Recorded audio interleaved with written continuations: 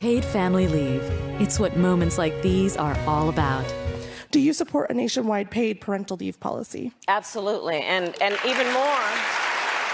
Politicians always want government to do more.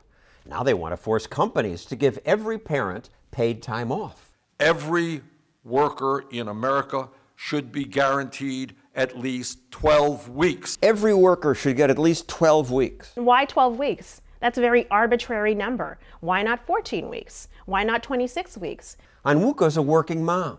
Bonding time between a mom and a baby is important. When she had her son, her employer, the Independent Women's Forum, gave her 6 weeks paid leave. But she wanted more time off. I supplemented those 6 weeks with additional time off, some vacation time. This is my baby boy, Jesse. It was wonderful to have that time off. But it's also important for me to be able to customize the time off that I needed. Government programs, however, are hard to customize. But now both parties are pushing government solutions. This is not a woman's issue. It's a family issue.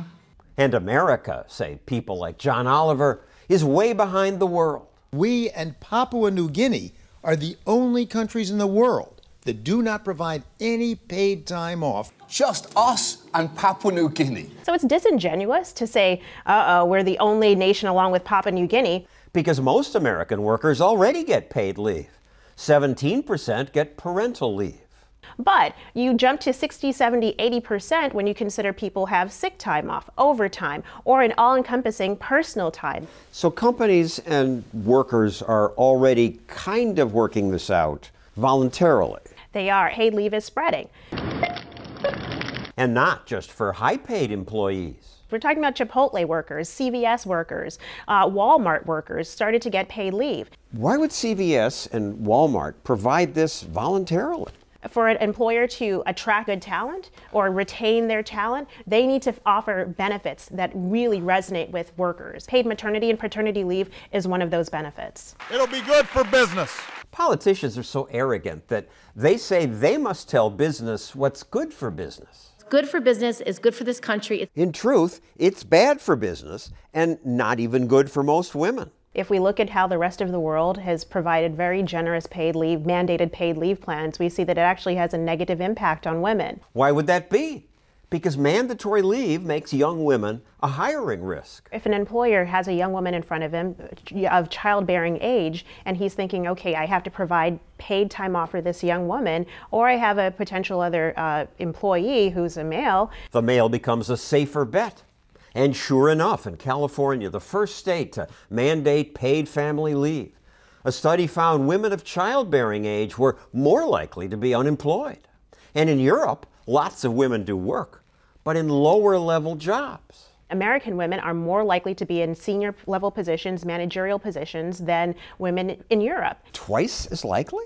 Twice as likely. And it's very much tied to these mandates around paid leave and paid time off. On top of all that, our politicians understate the cost. It's such a small amount of money. It's the cost of a cup of coffee a week. About $1.61 a year. But that's not true. In California, the cost is already $12 a week.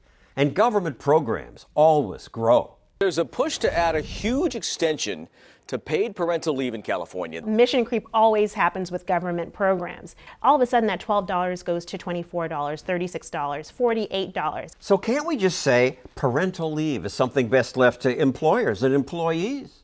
Leave them free to make their own deals. Probably not, I'm sad to report, because now even politicians who call themselves conservatives want government to do something. As conservatives, we're pro-family. He and some other Republicans support a bill called the Cradle Act. The Cradle Act would allow new parents to tap into their Social Security savings. At least the Republican plan is not mandatory.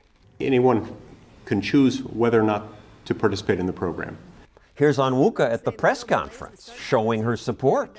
Already Social Security is unsustainable. Now you're going to break it open for paid leave? But it's not a growth of government.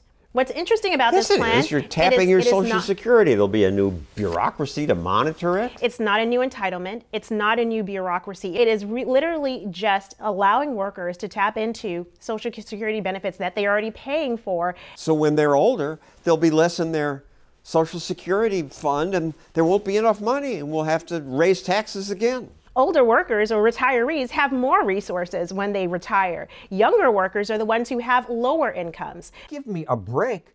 Can't we ever say there's something that's not government's job? We're already $22 trillion in debt. We don't need another government program.